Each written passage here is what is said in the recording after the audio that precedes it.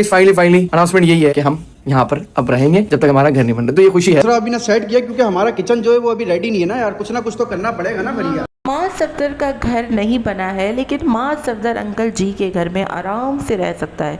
लेकिन शाह सफदर का घर नहीं बना है तो उसको वहीं पे गुजारा करना है। अंकल जी ने तो आज सारी हदें ही पार कर दी। माँ सफदर के फेवरेट अब्बू जी और अब्बू जी के फेवरेट लाडले बेटे के लिए माँ सफदर जी के अब्बू के घर में स्पेशल कमरा जो है वो अचानक से सामने आ गया है।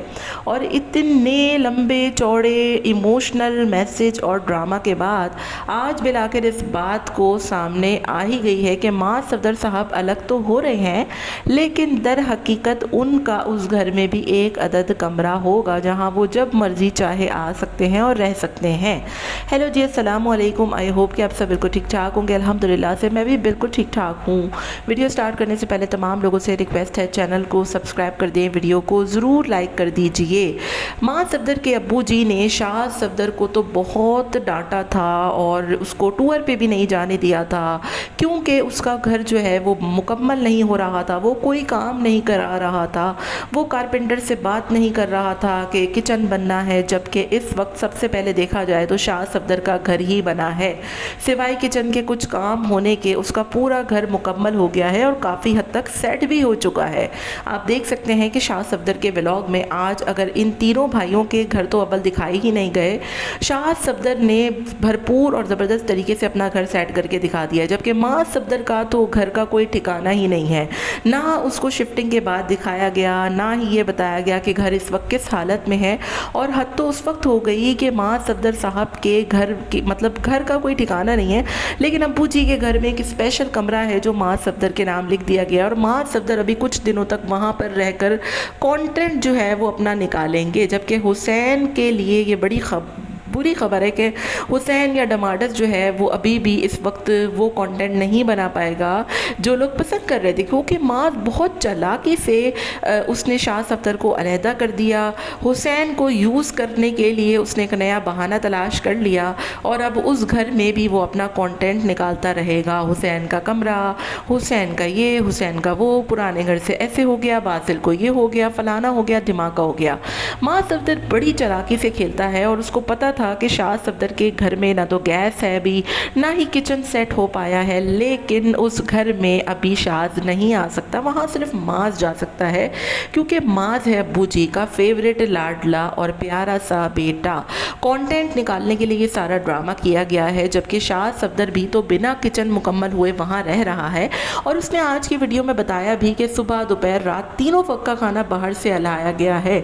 जबकि माँ सफदर का घर नहीं बना है, लेकिन वो वहाँ नहीं रह सकता, उसको अपने ही घर में रहना है, यानी कि अब्बू जी के घर में।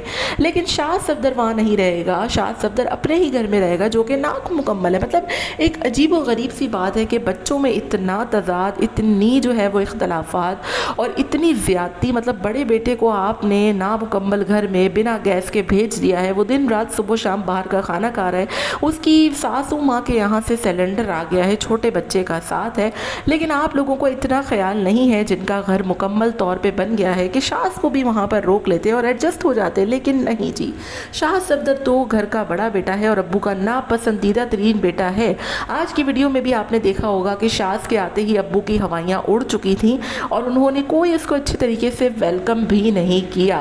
केक जिस वक्त कट रहा था उस वक्त भी उनको सिर्फ बासिल की फ़िक्र थी कि अब घर के सारे केक बासिल काटेगा, बासिल ये करेगा, बासिल वो करेगा। जबकि माँ सफदर के व्लॉग में आते ही और माँ सफदर की वीडियो में आते ही अंकल जी का जो मिजाज है ना वो बिल्कुल ही चेंज हो जाता है। उनके चेहरे पर मुस्कुराहट आ जाती है, वो अचानक से हंसना शुरू हो जाते हैं, अच्छा बिहेव करना शुरू हो जाते हैं, चुम्मियाँ झप्पियाँ पप्पियाँ देना शुरू हो जाते हैं। जबकि शाह सफदर को देखते ही अंकल का चेहरे पर 12 बज जाते हैं और मुंह एकदम लटक जाता है। ये वो चीज़ें हैं जो कि सिर्फ मैं नहीं बल्कि इनके अपने सब्सक्राइबर्स कह रहे होते हैं कमेंट में कि बड़े अफसोस की बात है कि जब शाह सफदर का घर मुकम्मल नहीं हुआ था तो अंकल जी ने इतनी बातें सुनाई थी उसको کو.